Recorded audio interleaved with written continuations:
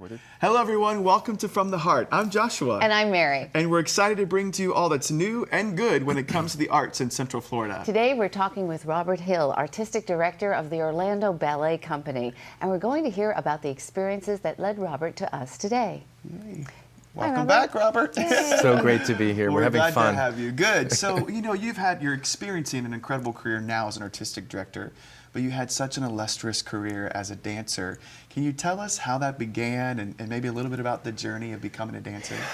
Yeah, I started late. I was in high school, and I was wanting to be on the diving team and studying gymnastics. And both, in the same day, I think they were in cahoots. My gymnastics coach and my diving coach both suggested that I go and take ballet classes because they wanted me to polish my presentation.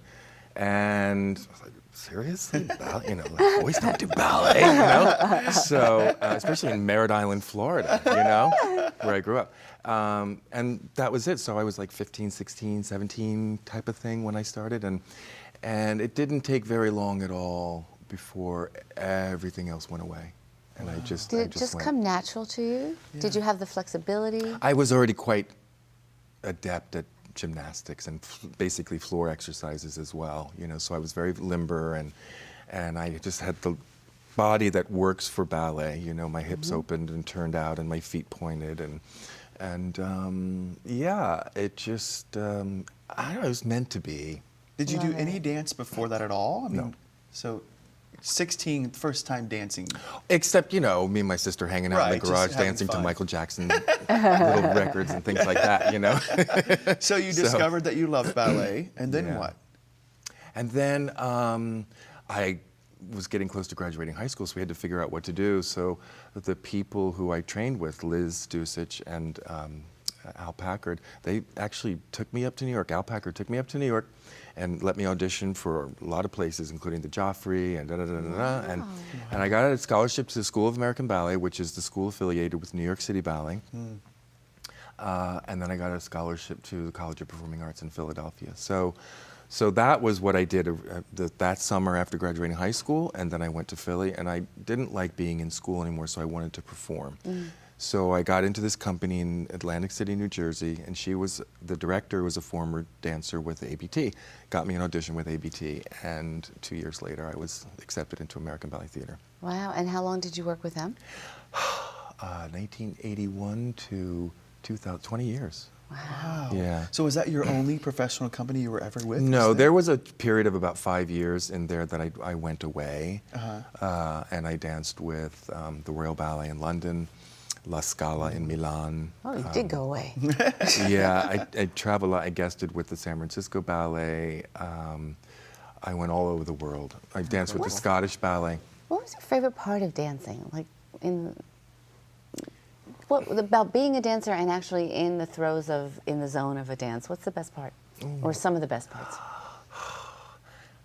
I don't know, but I think the things that I remember, it's having those moments on the stage that you'll never experience again, and they're very, very special, especially with the pas de deux, a duet, and you're playing a character, so you're forgetting about yourself, and you're just doing this magical, and the magical music behind you. I don't know, it's having these moments that that's it, right there, once only, and you keep looking for something else to top that. Now, you were a partner dancer, right? I mean, that really was, in the big roles, you were the partner, right? I mean, that... Yeah, I was Prince Charming. You were Prince Charming. You were Romeo and Romeo and Juliet. Exactly. Yeah. So every time I watch ballet, though, and I watch your role get ready to catch the girl or lift the girl or throw the girl, and I get so scared for you. Like, were you always nervous in that, or was it just something so natural for you that you knew you were going to catch the girl and you knew you were going to be able to? Yeah, I was very confident about that.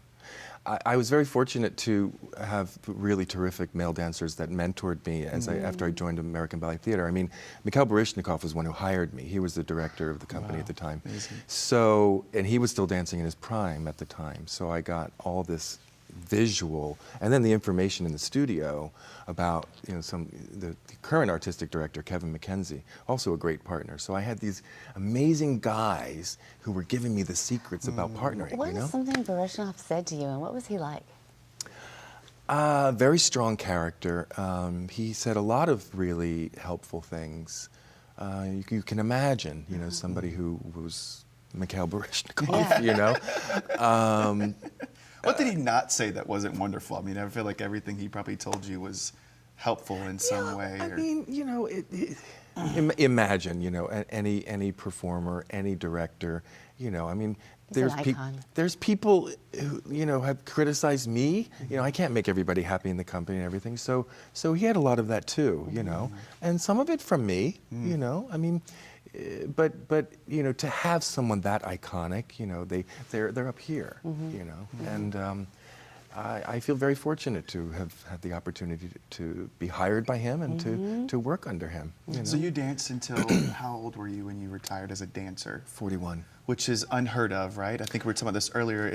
In today's standards of ballet, that's unheard of. I think pretty much, especially for men. You know, the women can dance a little bit longer than the men because they don't get quite so beat up, you know, physically. We're also learning how to take care of our bodies more as a society through nutrition and how to exercise and music. Right. That helps. But you know, I mean, for the men, you know, you've got the physical aspect of it, you know, and it's like you look at the skaters, you look at the gymnasts. Every year, the level goes up, and it's the same thing with ballet. So you have kids nowadays, like our kids in the school, who are like 15, 16 years old, and they can already do everything. They can do the entire classical repertoire. They don't know what to do with it, but physically they can do it. You But know? emotionally, can they bring that same? No. Can they connect to No, it? so the point is that, you know, you get artistically mature as your body, and hopefully that happens quickly so that the body doesn't start to decline while you're still climbing in terms of your artistic expression, you know. So. Well, what's one of your most proud moments as a dancer and as an artistic director? What are some accomplishments? Wow. You know, I had a really very fortunate career. I danced all over the world, some of the greatest stages, greatest opera houses, you know, with great companies, great directors, and amazing, amazing ballerinas. So I think that, you know, it's very broad, you know. So, and as a director, I'm actually very, very proud of what I'm doing right now with the Orlando Ballet, you know. And I don't sort of do this thing of lament or if only it was like that. I always feel like it's always going to get better. You know, maybe one day I'll grow up. I don't know, but I always have this feeling that everything's just going to continue to get. Well, it has so far. Well, yeah. And why not? And why should it stop? You know, I mean, really. I'm curious. What's the best advice you would give a young dancer? That was just what I was going to ask. Really? We do that a lot. Totally. I think the most common answer, because I get that question a lot, is if someone's mother or father comes to me and says, you know, what do you think about? And you know, if that child can only think about dance, then encourage it. But if it's not a full play, it's not worth it. It's a hard life. Financially, it's not very, very rewarding unless you reach, you know, superstar status. And, you know, seriously, in order to do it well, I think that you have to be that committed to it, you know? That's my advice. That's a beautiful answer. It's been such a pleasure chatting with you, but we get to come back and hear a little bit about your future. Okay, great. Thank you so much. Thank you. Are you kidding? If I say that one more time, slap me. We get in trouble. We're here with Robert Hill, and fortunately we get to come back with Robert Hill, so please join us from the heart.